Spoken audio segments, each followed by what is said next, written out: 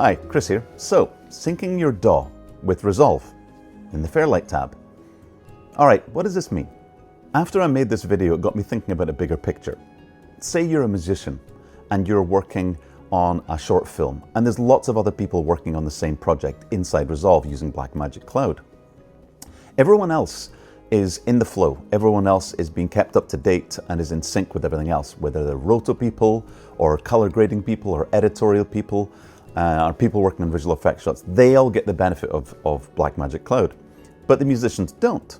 They're kind of left out. You have to manually get the video and bring it in, and then those updates you have to keep on going.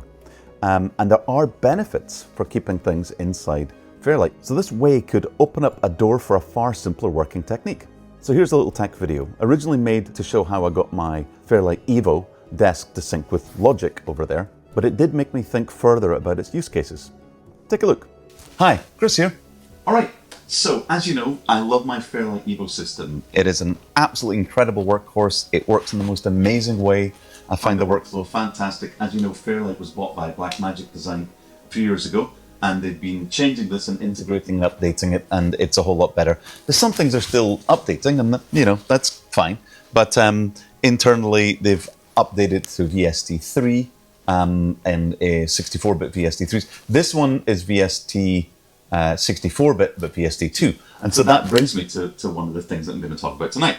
I have a recording. It was Tia Carrera was recording at the Vibrato up in Bel Air. Very nice. And I've got the recordings here, and there was a little bit of Melodyne thing that I just needed to fix a few tiny little bits and pieces. Now Melodyne doesn't run on the Mac. It doesn't run on the Fairlight Evo. On the new versions it does, but it doesn't run on this one, the slightly older system. So one of the things that's very, very cool is I can synchronize these things super easy. Now, and this is one of the things that I think is absolutely fantastic. Right now, if I come across here, I can play this track like this.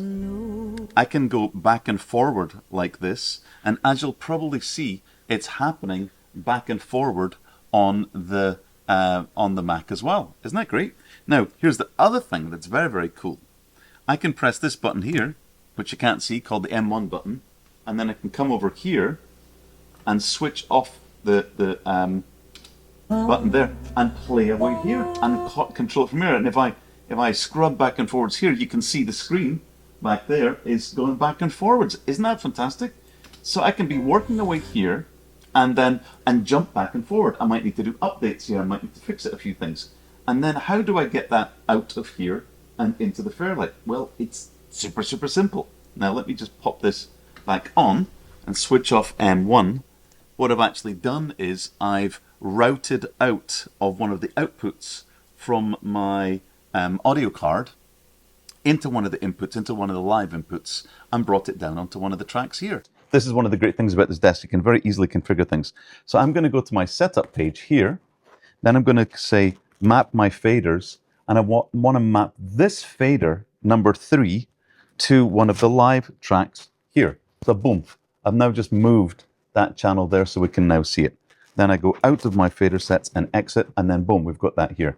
And here is that fader. Here's that live track coming in. You can see it there. So what's cool is that one part of it is that you might think, well, bringing in something through MIDI machine control and MIDI or timecode is going to be weird and off and funny. Well, let's just put that to the test. I'm going to show you what it sounds like coming in. Now here is the actual, if I bring in this audio here. There you go. Oh, lovely Hawaiian song. Fantastic, right? Let me switch on the mix, is right here.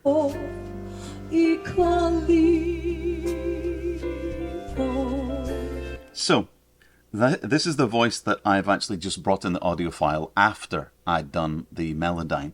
But I realize now what I can do is, and if you watch this fancy footwork here, it's very, very cool. So I go from my first page here, and then I go and grab this fader here.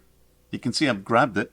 Then I go down to page 2 here, boop, and now you can see they're both side by side. So what that allows me to do is temporarily bring a fader onto a different screen. You might have a bunch of screens. You've got like 6 pages of screens here. So this is what's going to be cool, is that I'm going to bring them both down so you can hear the music. and then you bring up, right? And then you bring up the other one, and that's being brought from Logic. And I bring them both together. There's nothing. There's no weirdness.